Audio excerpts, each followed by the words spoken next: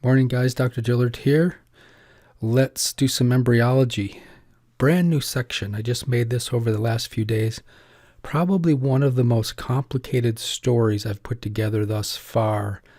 So if you're watching this on YouTube, check back because I'll probably, maybe in a couple quarters, I'll add another version of this as I get smooth it out a little bit.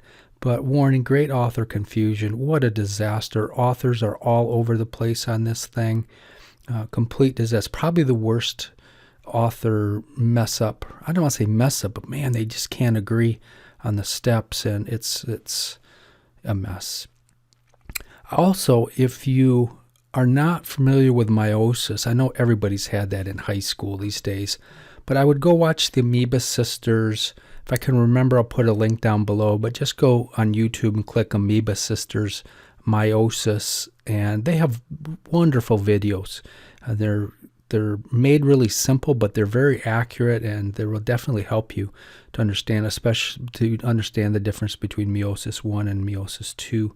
Some people call it meiosis 1 and meiosis 2, tomatoes. So you get more out of this if you do that first. Okay, so we'll talk about oogenesis, pronounced O-gen-e, like egg, cis, oogenesis, we'll be talking about. And that's the process of forming an egg. Last class, we talked about how to form a sperm. Pretty straightforward, really. Compared to this, it's pretty easy to make a sperm. Oocyte is not an easy task, as we will see. Star of the show here is kind of the ovaries. Okay, so it all starts out, I'm not going to go crazy in this because I'm going to cover this later in the course, more specifically. But for now, the tissue destined to become the egg, in other words, the primordial germ cell of the egg, they actually start out as yolk sac tissue, which slowly crawls out of the yolk sac, and it gathers on the gut tube, which we will get to in this class. It's one of the last lectures I do, but you'll see what the gut tube is. And there, it induces some surrounding tissue to surround it, to kind of support it, so it gets some supporting tissue. And the supporting tissue grows through mitosis, not meiosis. Mitosis to form these bumps. And these bumps, which are on the gut tube, are called the genital ridges. These will be pulled down into the ovary position later, and we'll talk about that probably in 5th quarter. But anyway, these bumps are what's going to give rise to the ovaries, and inside the ovaries are the primordial germ cells that will ultimately form an egg. And remember that all these germ cells are 2N, just like all germ cells are. They're 2N. When I say 2N, that means they're diploid. They have 46 chromosomes, and yeah, they are going to divide and divide and divide and divide and divide until thousands or hundreds of thousands of these primordial eggs are created, all of which, because we're dividing through mitosis, are 2N 46 chromosomes.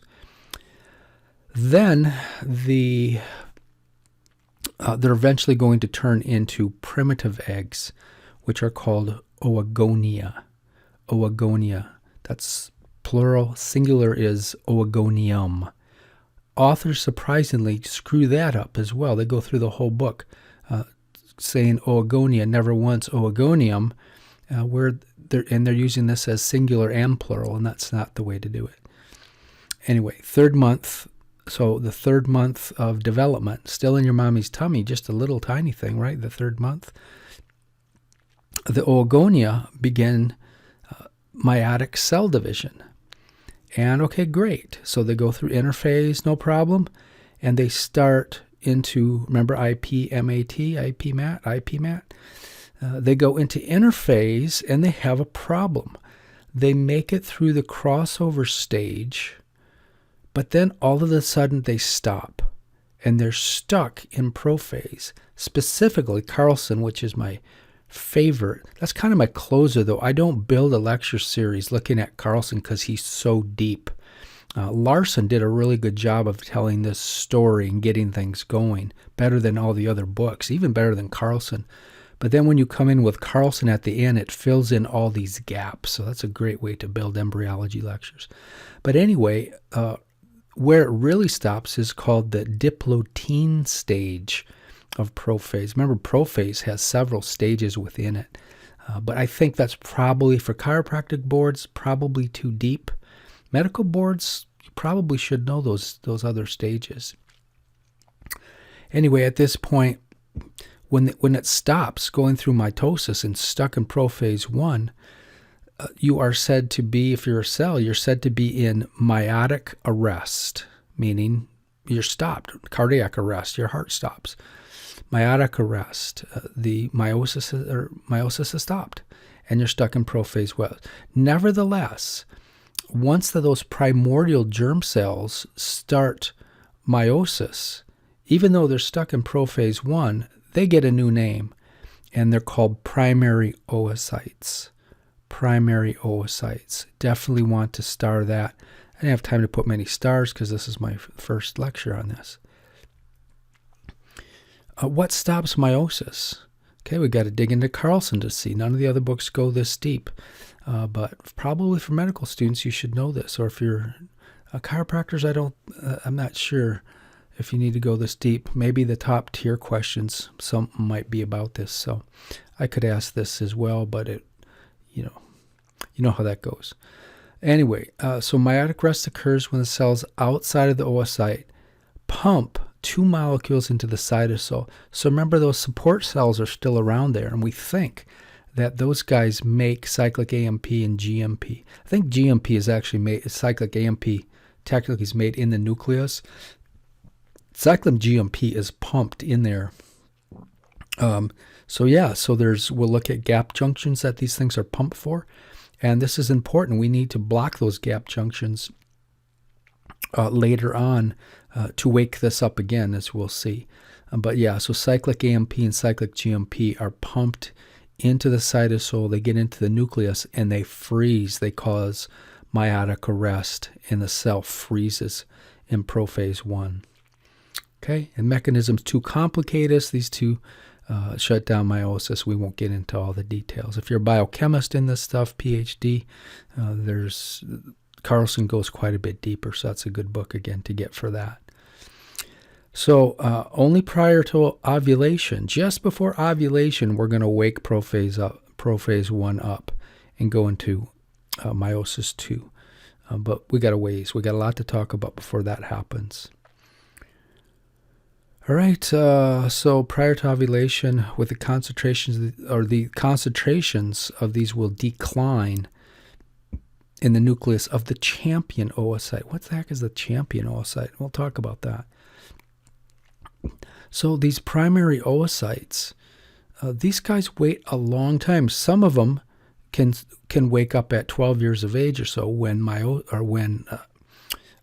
menses starts or when menarche starts. But some of them may not wake up till you're 30, 40, or even 50. So some of these primary oocytes are very small, right? They're almost microscopic, live in your ovary, and they hang out there for decades and decades. Some of them are lucky and get woken up much sooner. How can they wait a long time? What about the damage if they wait so long? Well, there is. That's why people over 40 have a greater chance of developing birth defects. Because these primary oocytes have been sitting on there. They've been x-rayed. They've been flying airplanes back and forth, which exposes you to some radiation. Yeah, there's a lot greater chance of damage. So the nucleus of these, what protects them? So the nucleus of these meiotically arrested primary oocytes begins to accumulate a bunch of fluid. And we'll just leave it at that. That fluid gives some extra protection to the chromosome from environmental damage. We'll just leave it at that for here. Again, if you want to go deeper, go into Carlson. So around the 4th month of development, something changes. Now, this is arguably, authors are all over the place on when all this stuff happens, but I'm trying to stay with the board books for the most part. So around the 4th month of development, a new single layer of squamous cells shows around the primary oocyte. It encircles the oocyte. They think it's a drive from some of those ovarian cells that are in the vicinity? Not 100% sure. So we have a single layer of simple squamous, and we know simple squamous, right? They're flat cells. Those are simple squamous cells. So there's a bunch of them that surround the oocyte in the middle. There's the oocyte. I think I have a picture. I don't need to draw this. But those are squamous cells. And yeah, so they have a basal lamina that sits outside of the oocyte. So if this is the oocyte here, and we got a new layer that has shown up here of squamous cells, okay, those are called follicular cells. There's a little cell in each one of these. Follicular cells make up the follicular epithelium. It's a single layer, but these cells, are flat. I didn't draw that very good. And they sit, I can change colors here, they sit on a basal lamina, which is a little bit weird. Usually I guess that's the way a blood vessel works. So this is the oocyte here, the primary oocyte. And so the basal lamina is deep to the nuclear membrane. There's the nuclear membrane of the oocyte right there. And it's deep to that layer is what I'm trying to say. So anyway, I'll show you a nice picture in a second. So this new follicular epithelium, single layers, squamous cells, plus the primary oocyte that it wraps around, and the basal lamina, or basement membrane, they are collectively called the primordial follicle. Primordial means before birth, for the most part. Primordial follicle. So this follicle, hard to see. You need a microscope to see this thing. Really super small. But yeah, it's there. Just remember, make a note card. Primordial follicle. Before birth begins, these are found. They're the follicular epithelium plus the primary oocyte is the primordial follicle. Everybody good with that? Okay, these here's a kind of a statistics page. These primordial follicles are really delicate. And that's all mammals go through this. Zillions of primordial follicles, not zillions, but millions of primordial follicles. 7 million start out in the 5th month within the ovaries. That's a lot of primordial follicles. But they're delicate. They degenerate away. In fact, by birth, we've lost over half of those things, right? There's only 2 million left by birth. So we've lost a ton of those things. And by the time menarche begins, make sure you know that if you don't know. Menarche is puberty. That's when you start your menstrual cycle. So that's usually around the age of 12 or so.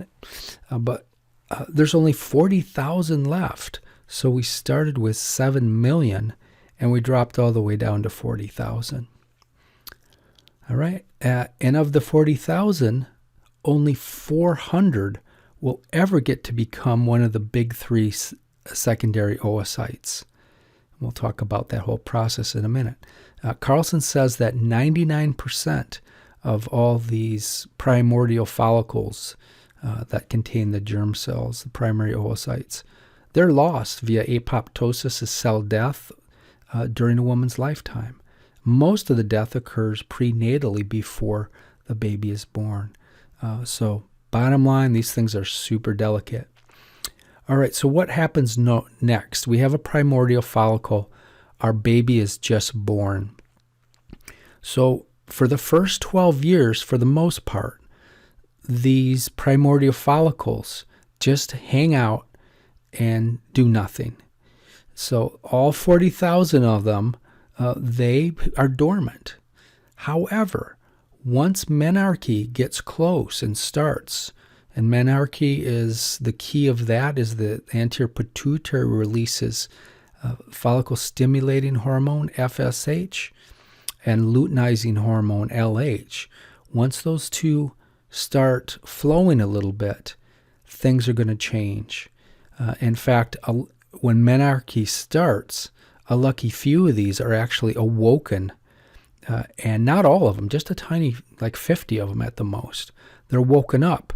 And then one of them, usually one of them, sometimes two, but usually one of them has a chance to escape the ovary prison. The rest of these 700 or 7 million primordial follicles with a primary oocyte inside, those primary oocytes never leave the ovary. So it's very rare to get a chance to get out. But a few of them get out, and then those few are going to race to see who can develop first. One of them will be the winner. 3 of them will make it to the finals, but only one will be the winner. What wakes up the primordial follicle? They used to think, back in the day when I went to school, they thought it was pure FSH and LH being secreted, but that's not exactly true. We're not sure what initiates the starting group. About 50 of them, anywhere 5 to 50. We'll go with Carlson says 50. Larsen said, I think, 5 to 15. So they're all over. Every author says something different. We'll go with Carlson because he's the most evidence-based.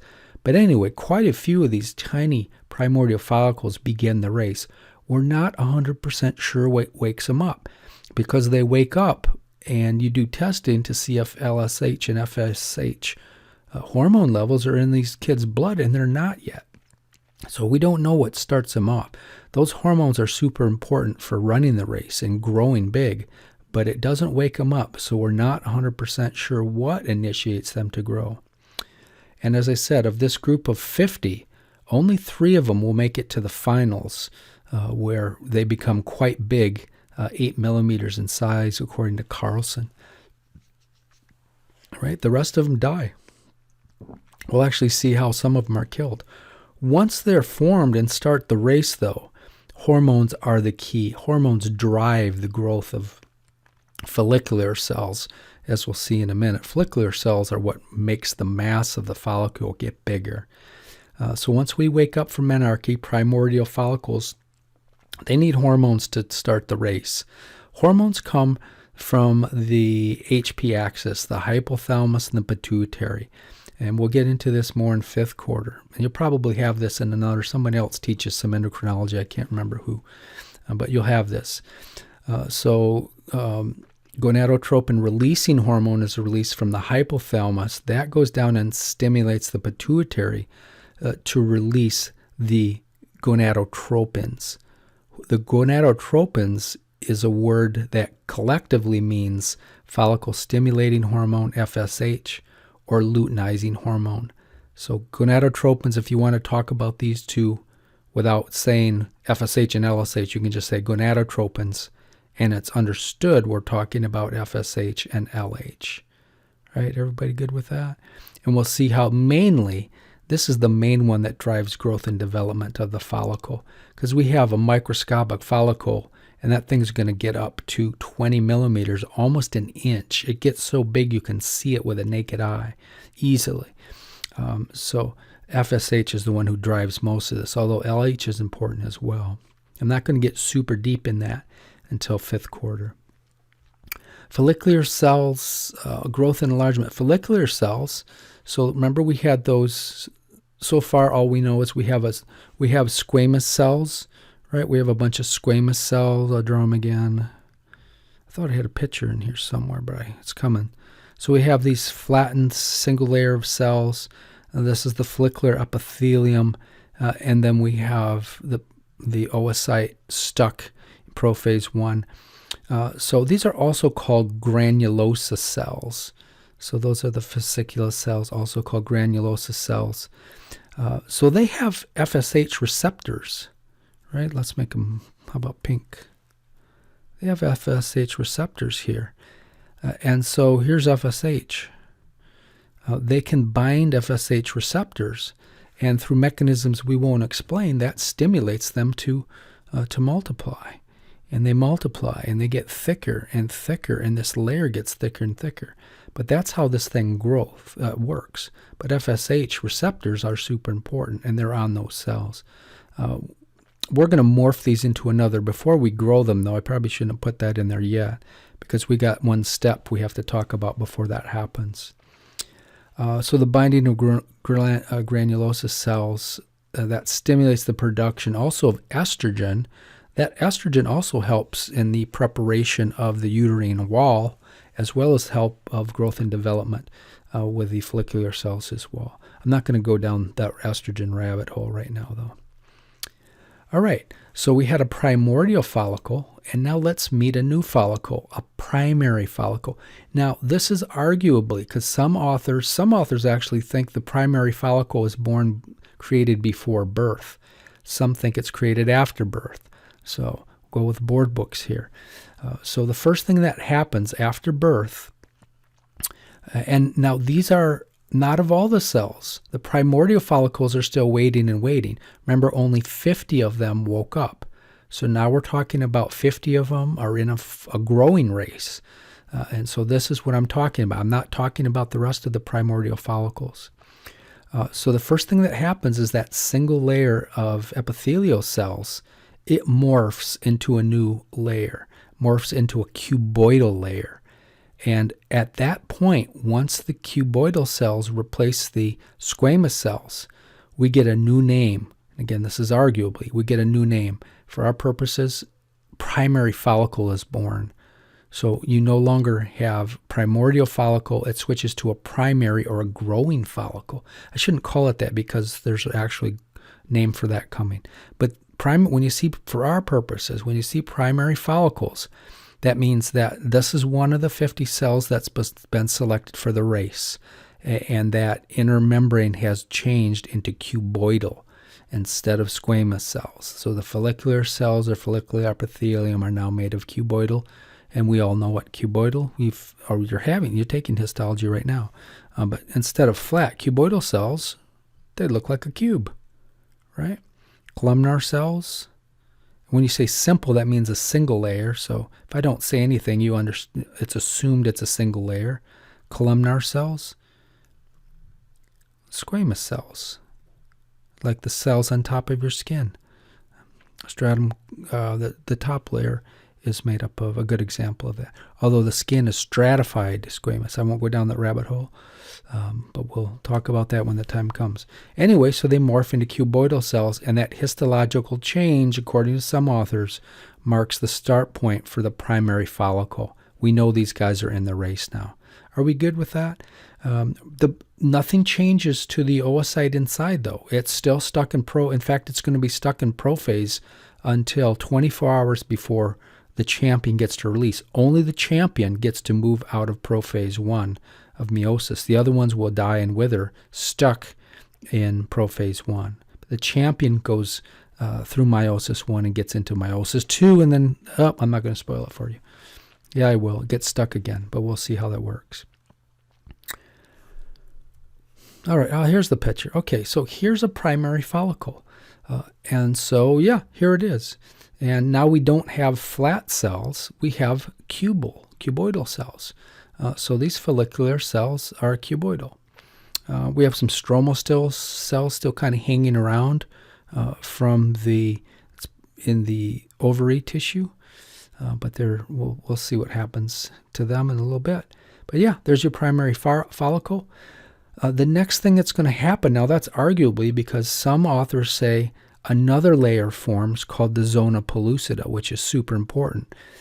That guy's going to form, and some say the follicular cuboidal cells form first. Some say the zona pellucida forms first. We're going with board books, so this one hasn't formed, but that's what we're going to talk about next. This inner layer here is called the zona pellucida. All right, so next, the racing primary follicles develop another layer.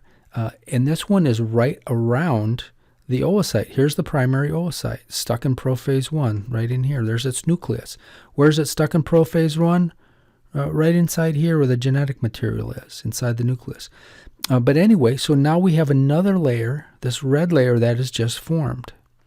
Maybe they formed together with these cuboidal layers. Maybe they, who knows for sure. But the way our story is going, this one forms next. This is called the zona pellucida, and we've already talked a tiny bit about the zona pellucida in the last lecture, right? It's got some ZP3 protein on it that binds the sperm head, right? Remember that from last lecture? So what is the zona pellucida made of? Well, the oocyte and follicular cells express, what does that mean, express, by the way? Express means they crank out through the central dogma. So that means a gene is turned on. Remember, RNA polymerase comes in and makes an RA transcript that swims out of the nucleus, that grabs by a ribosome that message, and it's turned into a protein. In this case, ZP1, ZP2, ZP3. Look at the amoeba central dogma if you're shaky on that stuff. I assume you know what the central dogma is. That's high school stuff, right?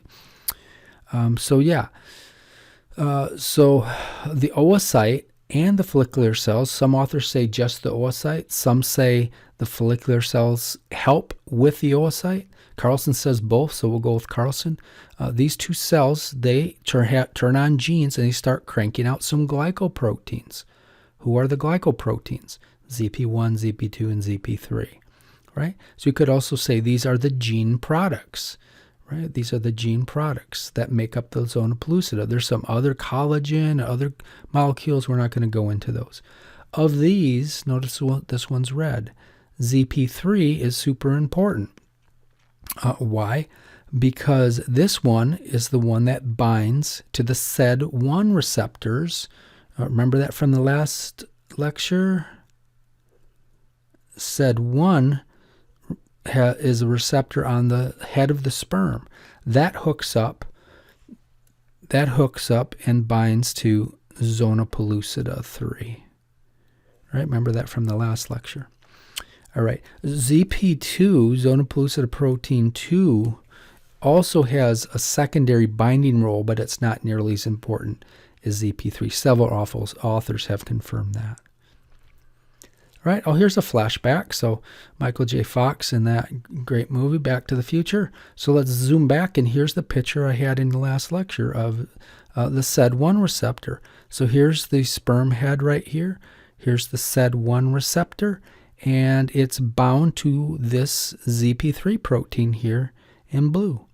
There's other receptors as well we're not going to talk about because the board books don't. So GALT-T is another receptor that can bind to ZP3 proteins. So it's not the only one. It doesn't even show ZP2 being bound at all. But yeah, so that's SED1, ZP3. You got to know those for boards and for my test. Communication. So there is some communication between the follicular cells and the primary oocytes. Now we have a zona pellucida. Let's go look at our picture. So how can these cells talk to the oocyte? How can our follicular cells talk when the zona pellucida is in the way? Well, there's some mechanisms where there is communication between these. Some wires stick right through the zona pellucida, and we can communicate through those. Specifically, these are called transzonal projections. Transzonal projections that project right through the zona pellucida and sink into the oocyte. So ATZP, there's two types of them, ATZP and MTZP. ATZP connects to the microvilli of the oocyte plasma membrane. We didn't talk about that yet, but I guess I should. So here's our primary oocyte. Here, there's the nucleus. So just like the enterocytes in the intestine, there are these finger-like projections. We'll see pictures of this probably next week. But there's these finger-like projections, and those are called microvilli. Okay, that's what that is. And so the ATPZ, they use gap junctions. Let's make these red. Sorry for the noises. We got, everybody's locked down, right? So we got kids running wild out there, so I apologize. There's a gap junction right there.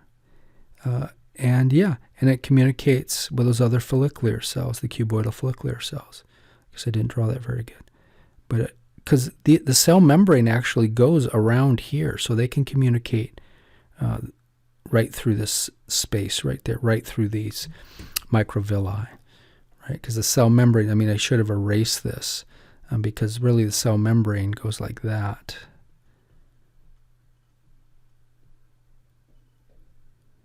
right? It's open here, so it connects through gap junctions. Anyway, yeah, so it uses these gap junctions. MTZP, there's some hormones that can go through there. Paracrine signals can go through there. Won't talk too much more about that for now. Actually, I don't think we're going to need to know anything more about that. So folliculogenesis, let's get some stuff growing. Now, Larsen is the only one who uses this term, but it's kind of neat because the follicle does grow. Most authors just call it oogenesis, but Larsen does. I kind of like that word. It is the process of growing the follicle to the point, the 50 of them are racing. One of them is going to get so big that it binds to the ovary, the outer membrane of the ovary, the tunica albuginea, and it actually ruptures through that outer membrane, and that one wins. But you got to grow to be the champion. After the zona pellucida forms, okay, there's the third thing that happens. So we got cuboidal cells formed, and then we got a zona pellucida formed. But now we are going to, that single follicular layer of cuboidal cells is going to start multiplying and multiplying and multiplying, right? So again, amazing drawing abilities. Another example of why I don't draw. But we have this cuboidal layer, right? So I won't draw them all. Zona pellucida would be underneath here. But these guys are going to start multiplying through mitosis. And another one, and another one. And this layer is going to start getting thicker and thicker and thicker. And that is folliculogenesis. We're going to grow the follicle. And again, remember the follicle is this outer layer of cells and the oocyte inside. So it's going to grow and grow and grow through growing the follicle cells. Right, so they begun to proliferate, and that's what I just drew.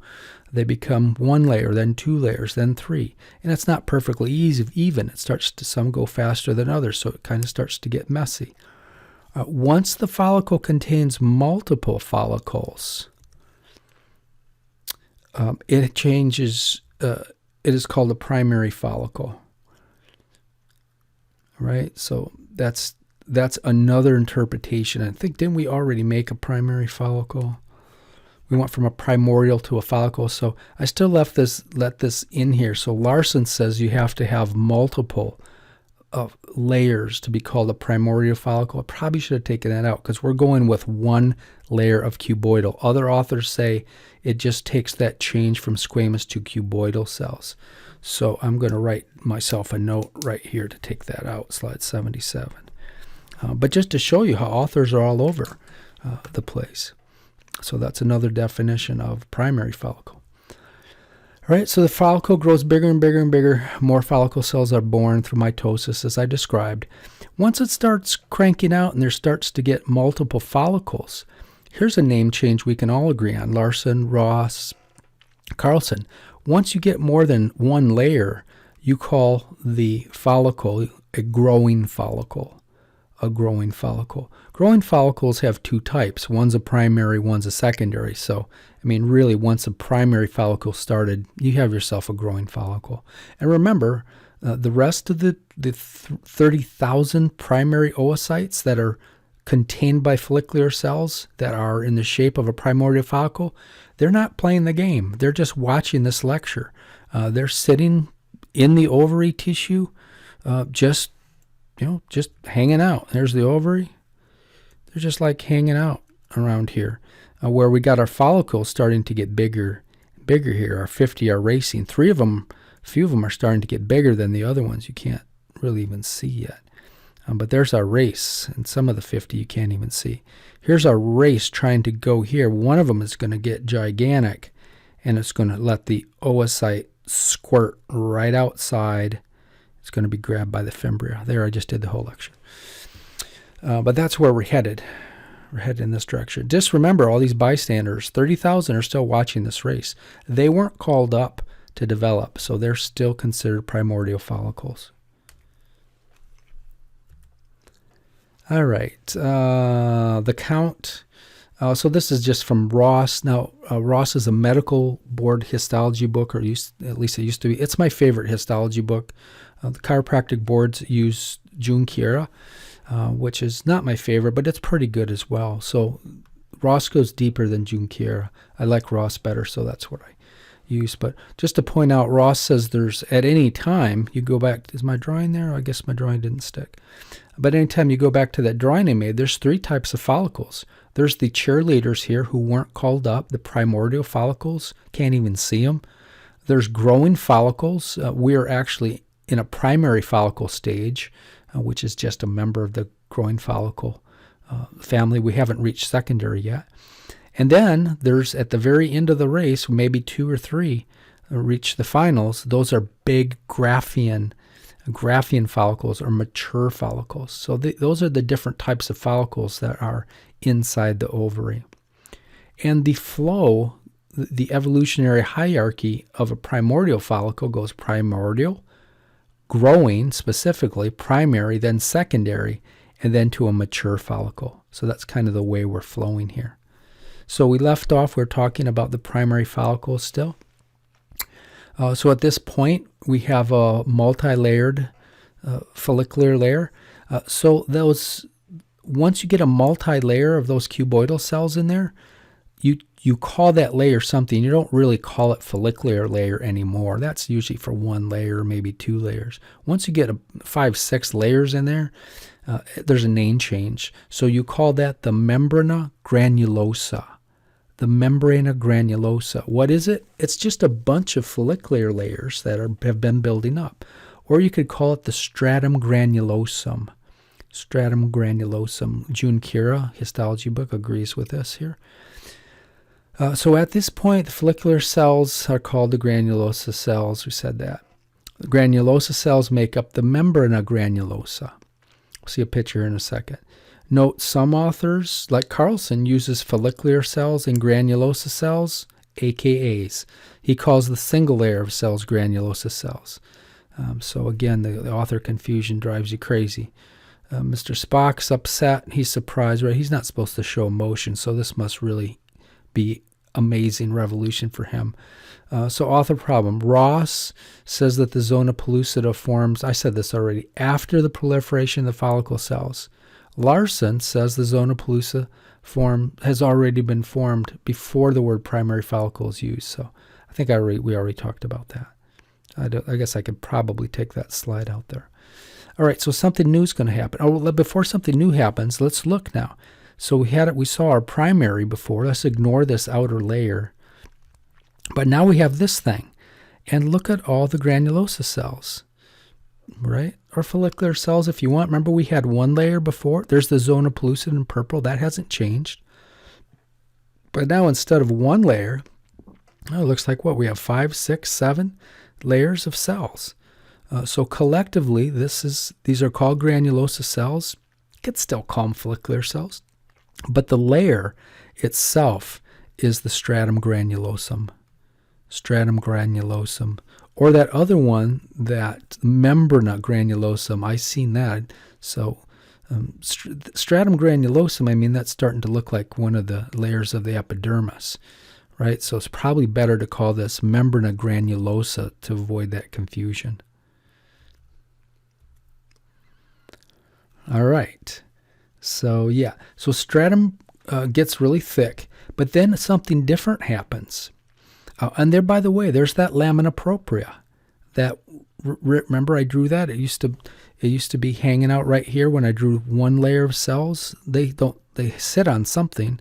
They sit on a basement membrane or lamina propria. So this has been pushed way out to here as these cells have grown. So there's the lamina propria or basement membrane still hanging out there. But now we have a new layer of cells that has formed out here. We can see some new stuff out here, right? So what is that? So that is a new layer of cells as our thing, I think, gets to once there's about 10 layers, this starts to form. And that's called the theca folliculi. Theca folliculi layer. Oh, here it is right here. Theca, I even circled it in PowerPoint. Theca folliculi is now there. So we have a pretty developed primary follicle at this point. So theca folliculi, so there's a theca interna, which would be right here, and a theca externa, which would be out here. Actually, I think I have that coming again. So we have two layers. The theca interna means closest to that basement membrane. A lot of blood vessels in here. The cells secrete angiogenesis factors, which cause angiogenesis. So we're building blood vessels that can supply this growing creature. There's collagen and fibroblasts too. Some of the cells in this, the granulosa cells, have ability to produce steroids like estrogen and its own LH, luteinizing hormone. And yeah, some of these cells have important luteinizing receptors as well. Some have FSH receptors as well. Or actually, no, those are inside the granulosa cell. These are the interthecal, these are thecal cells. So these don't have FSH receptors, but they do have LH receptors. The theca externa, that was here, so it looks a lot more fibrous, right? Although you don't really, I guess these are blood vessels here, here, and here. So this is a more fibrous layer, but there's actually smooth muscle here.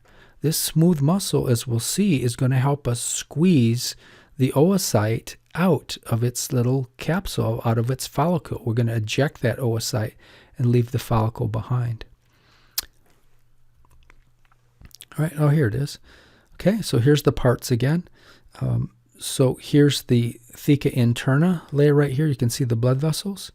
And then the theca externa is out here. Primary oocyte still stuck in what phase? Prophase 1 of meiosis. It's still stuck. The chromosomes are stuck in there. Then this layer is the zona pellucida. All right, and then deeper outside of the zona pellucida, now we have the thecal layer, specifically the theca interna and the theca externa. Okay, awesome. But now something new has happened. So once we get, I said about 10 layers in this theca forms. Once we get about 12 layers deep, right? So 12 layers. Let's see if it's true. 1, 2, there's 3, 4. I don't think it's true. 5, 6, 7 layers in the cartoon. I mean, they can't keep going. But this would go out to 12. Once it gets about 12 layers deep, we start to get these little cavities forming. There's one here maybe, and one here starting to form, one here. But in one region, there's a whole bunch of these little fluid-filled cysts, because the cavity doesn't form yet. One region, a whole bunch of these cysts start forming, but other ones are forming, because this cavity is going to get really big here in a little bit. And so the next thing that happens, or before we do that, the next thing that happens is these cysts start coalescing together into bigger and bigger cavities. So now they're looking like this because they're coalescing. And then finally, they look like this giant thing here. And that has a name, and that's called the antrum. The antrum. Okay, so once the antrum can be seen in one of these follicles, these primary follicles, we get another name change. The primary follicle is no more, secondary follicle is in.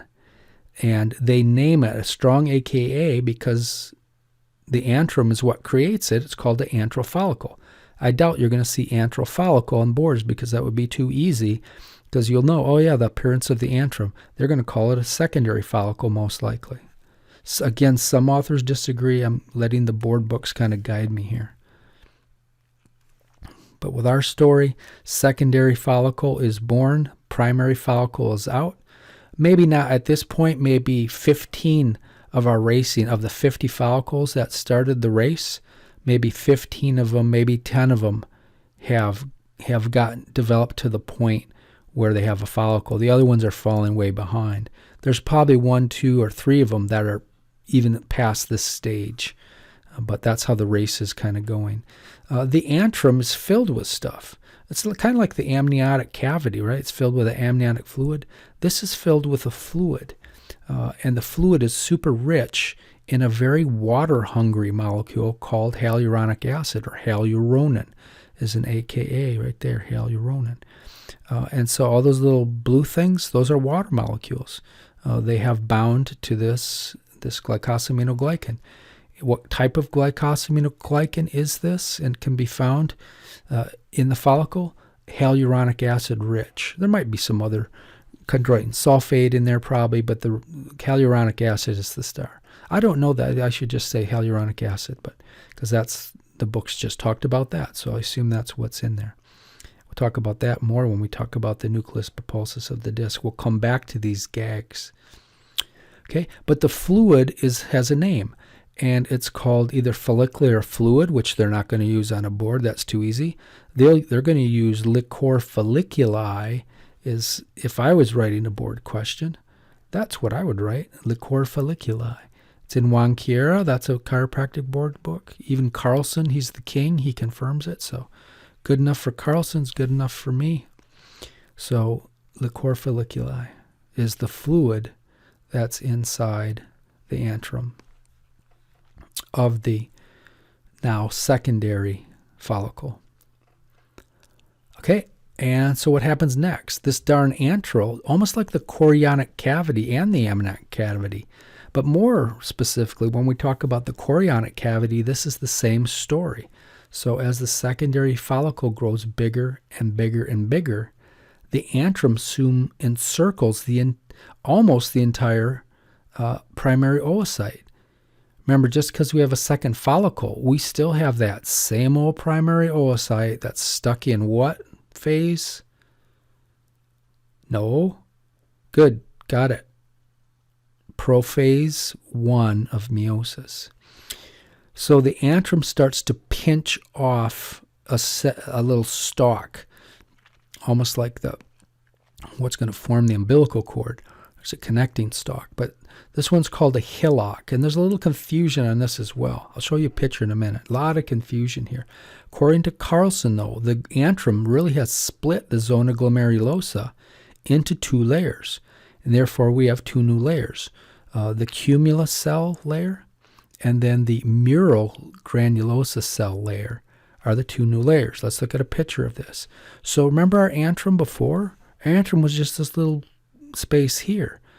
But remember there was other little cysts forming everywhere? And at this stage, that thing has grown huge. And in fact, here's the oocyte right here. It's almost got the thing completely pinched off. But there is a little stalk here. It looks just like the connecting stalk that holds the bi- and trilaminar disc, which we'll get to. So the antrum has split our granulosa cells into 2 layers, and therefore they get 2 names. So these ones on the outside, right here, all of these, those are called mural granulosa cells. Mural granulosa cells. The ones that are, this is where the confusion in the authors comes in. These guys are called cumulus oophorus cells, cumulus oophorus layers.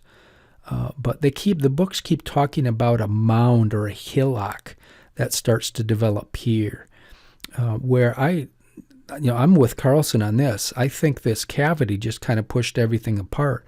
This is just granulosa cells left over. But nevertheless, some authors say the cumulus oophorus is just this hillock, and they use the word hillock, so they want you to use that. But this is what they're talking about. Other authors, like Carlson, say all of this tissue that I highlighted in blue, all of this tissue is the cumulus oophorus, and that's what we're going to go through. When this oocyte is, let's say this is the champion who wins the race, when this one gets kicked out to the outside of the ovary, it doesn't take everything with it. It only takes this with it. Right? It only takes this part of the cumulus oophorus with it. In fact, that changes names to the corona radiata, which we will talk about. The sperm's got to get through that. So the oocyte, when it's ejected, it'll be a secondary oocyte, but it takes these cumulus oophorus cells with it. They change names to the corona radiata. Why they don't call them the corona radiata now to save this confusion is beyond me. You'd think they would. but this is definitely an area of confusion. None of the authors are all over the place on this. But for our purposes, everything in green, we're not going to say this is the corona radiata until after ovulation occurs. Okay, everybody good with that?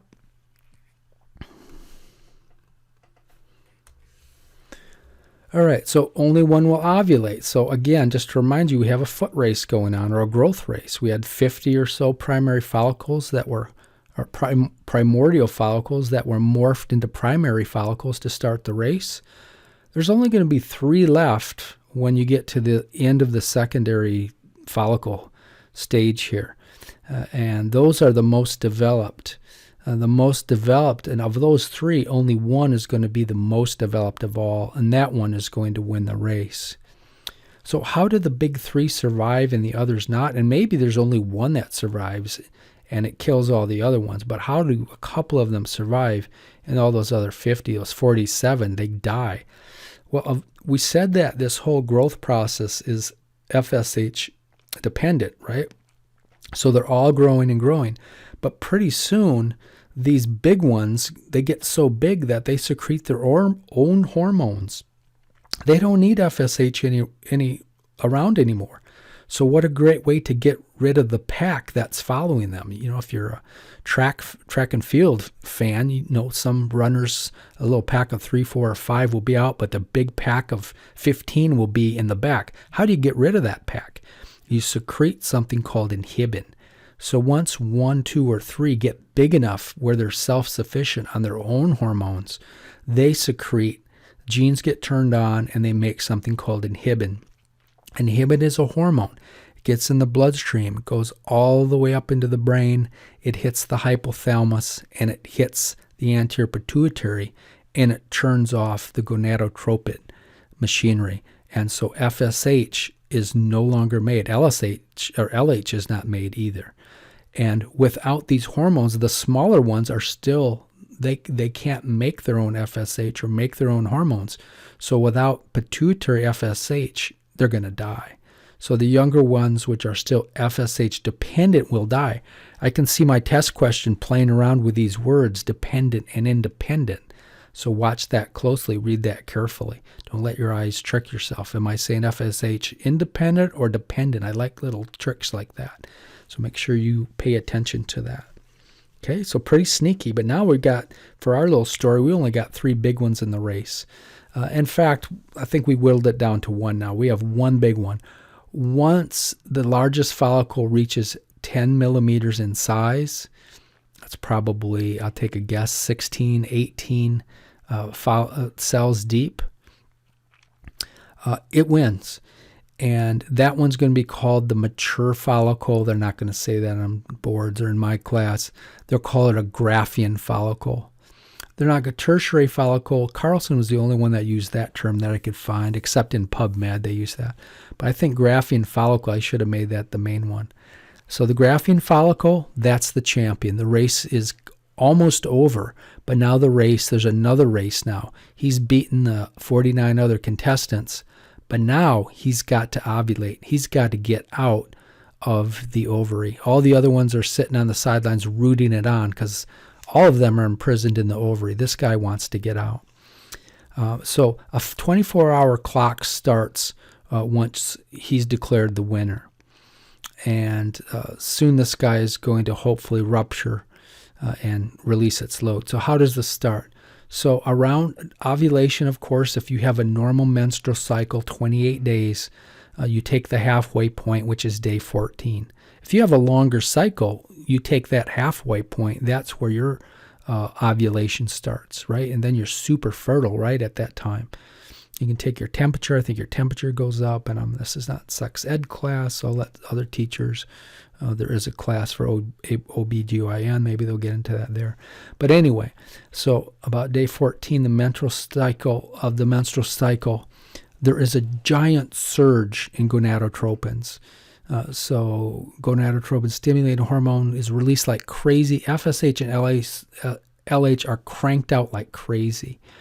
Okay, Larsen calls this the ovulatory surge that occurs. All right, So this surge has some effects on our champion, and it causes the primary oocyte. So these molecules go in, there's receptors on here, and it's luteinizing hormone is the king here.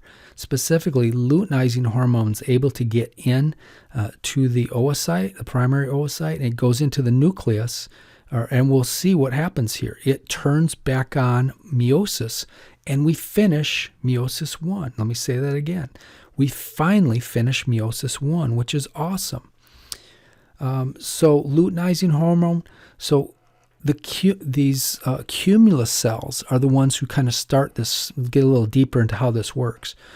Because remember, the oocyte doesn't have LH receptors.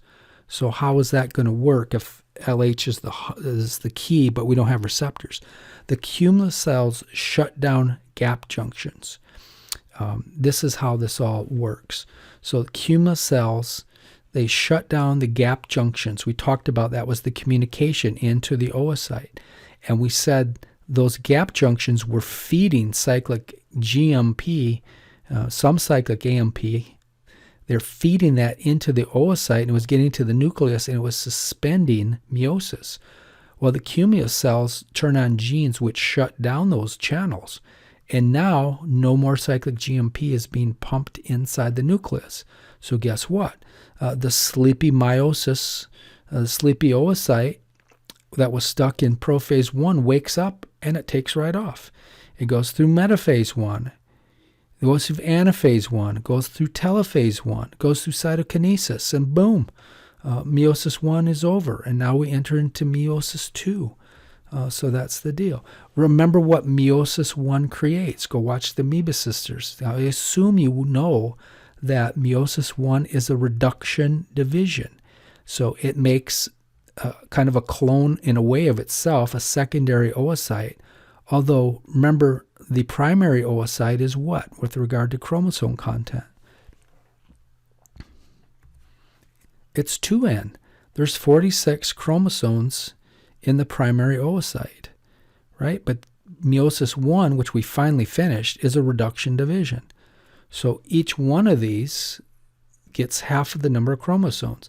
So the secondary oocyte is one thing that's formed. It's splitting in half, primary oocyte. What are the two things that are formed?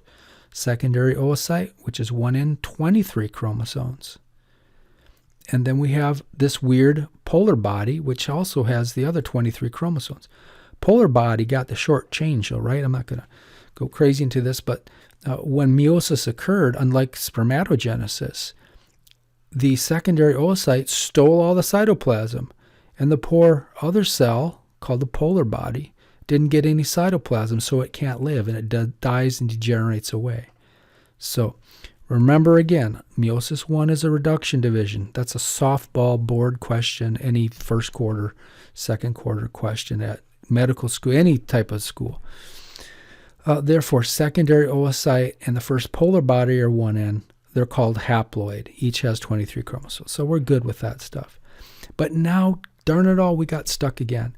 So this time it gets through interphase 1 or interphase 2, no problem. But now it gets stuck in the next phase, which is prophase. So it gets stuck in prophase 2 of meiosis 2. I think it's just meiosis. You don't have to say meiosis 2. Prophase 2 means you're understood that you're in meiosis. So it's stuck in meiosis 2 this time, and it's going to stay that way. And the only chance it has from finishing meiosis is if it gets fertilized by a sperm. We'll talk about that next lecture. All right, so great. So now inside our follicle, we have a polar body. We have a degenerating polar body, but we have a secondary oocyte stuck in metaphase 2. We still have a follicle thick with granulosa cells. It has an outer membrane around it. And what happens now it's time to hatch this thing. So we've made the secondary oocyte. We need to get it inside the fallopian tubes. So on day 14, the hillock of the cumulus oophorus breaks down. Remember what that thing was? Here's the hillock. So this thing gets destroyed. And now look, so now we got this thing with its future corona radiata. Now it's stuck in metaphase 2, but it's loose. It can like float around in here because it's got all this space. So that's awesome. But now we got to squirt it out. And yeah, let's hatch. So that hillock breaks loose. Secondary oocyte is now on the loose in the antral cavity, floating around. And over the next few hours, the cells around the oocyte, the cumulus cells, they start secreting hyaluronic acid. They crank this stuff out, and it starts grabbing water. Plenty of water is always around and coming into this thing. And this really makes the follicle get huge. Doesn't change the size at all of the oocyte, but the follicle, it's like getting ready to explode. It's so big because that hyaluronic acid grabs water like crazy. And because, everything I said, water abides and a massive expansion occurs in the intercellular spaces. And now we're up to 2 centimeters in size. Our follicle is almost an inch big. I mean, we can easily see it with our naked eye. And in fact, it's so big, it's starting to bulge out the ovarian wall and the follicle as well. And at this point, Larsen calls it a cumulus expansion. He's the only one who calls it that, so probably won't be on chiropractic boards. But we still can't hatch yet. It's ready to burst, but we still can't hatch. So we need to wither away that wall between the ovary and a little bit wall of the follicle as well. So how do we do that? We need to start a fire. And an inflammation process starts by the theca folliculi, start releasing the blood vessels of the theca folliculi, start releasing some well-known pro-inflammatory molecules. And that I won't get into all that down the inflammatory cascade, but an inflammation starts. And let me write something down real quick. Inflammation starts. So now this thing is ripping through the ovarian wall. It's ready to pop out.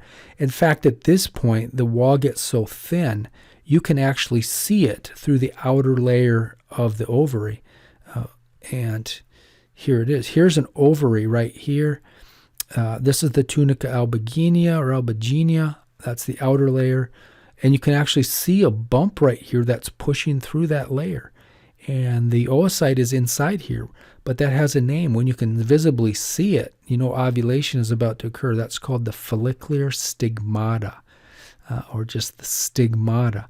That means within hours, the oocyte, secondary oocyte, is going to pop. It's not going to shoot out like you're getting shot out of a cannon or something. It's just going to creep out of there and kind of hang out, hopefully, on the surface of the ovary. Sometimes it gets loose, though, right? And it causes an ectopic pregnancy, but that's super rare. It's going to kind of hang out there. So it's a slow process. It doesn't shoot out. The theca externa is the last little push to get it out, though. So there's 2 more actions we have going backwards. We haven't got it out yet. So that smooth muscle that is in the theca externa, that actually contracts and helps squeeze out the oocyte. And then if the inflammation didn't do the trick, there are some collagen-degrading enzymes we won't worry about that are secreted from the theca externa cells, and that does the trick, and it rips a hole through the ovary, the wall of the ovary. And now the secondary oocyte is outside of the ovary. Okay, down the hatch. So here's the fallopian tube, right? This is the fallopian tube. Remember, there's the ampulla. The isthmus would be connecting to the uterus. It'd be up in here somewhere. Then we have the infundibulum, is this region right here. So this is all ampulla from here up to the infundibulum, right? This is where fertilization occurs in the ampulla. But the ovary, the little egg, was sitting on the ovary right here. And so these weird little fingers that are way up here, Somehow it knows, and I'm sure molecular biologists could tell you how. I'm not going to go down that rabbit hole.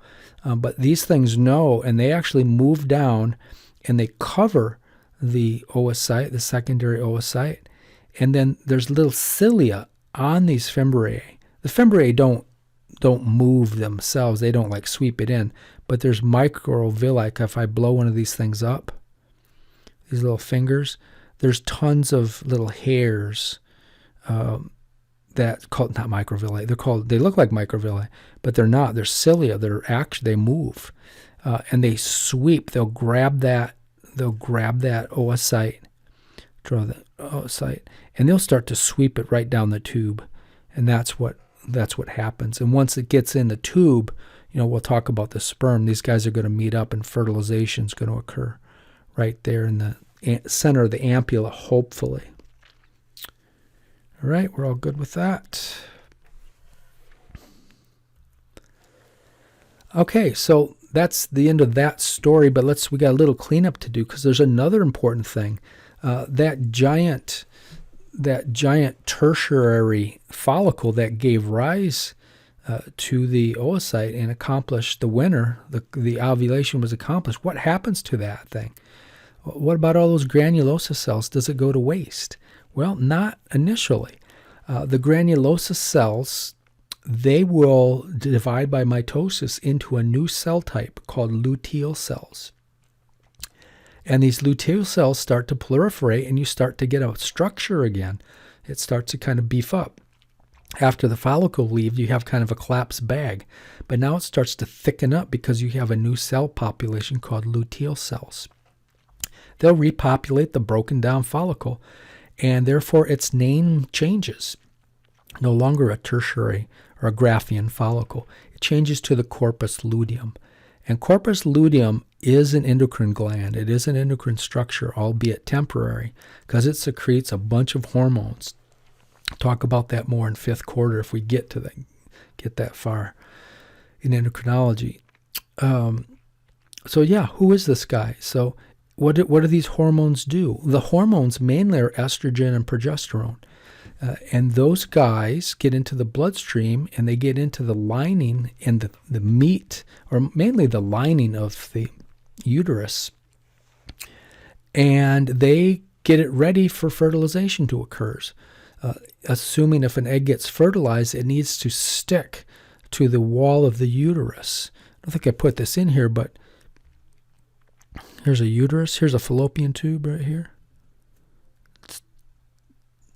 Okay, there's the ampulla would be right here.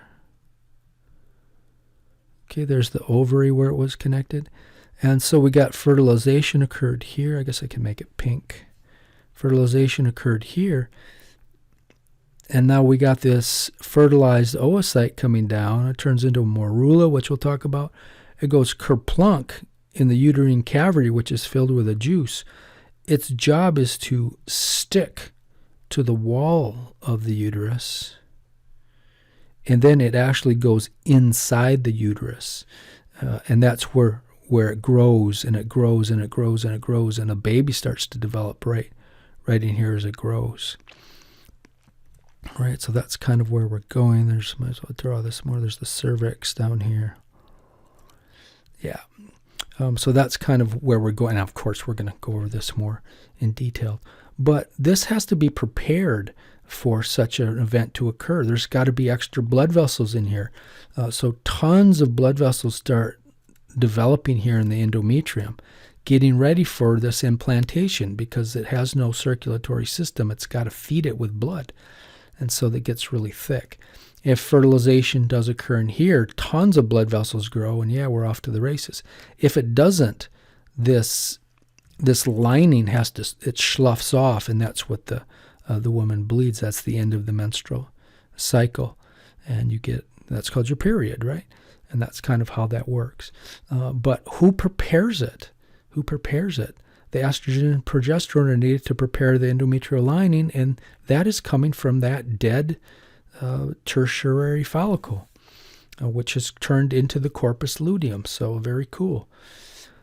All right. Yeah, so luteal progesterone, meaning luteal, meaning it came from the corpus luteum, stimulates the endometrium to thicken and become vascular in preparation for implantation. If it fails, corpus luteum quickly degenerates into a scar tissue structure, and that's called the corpus albicans. That's the dead corpus luteum. That's the dead tertiary follicle. All right, I think, are we done? Yeah, of course, I don't know where my iPhone went, so I don't even know what time it is, but this is some pretty heavy material. Should we go a little further or should we stop? Let me see if I'm trying to see how much time I have. That's probably a lot to digest. So, the next video we will do Meet the Ova. That we'll actually go through the process of fertilization is where we're going next.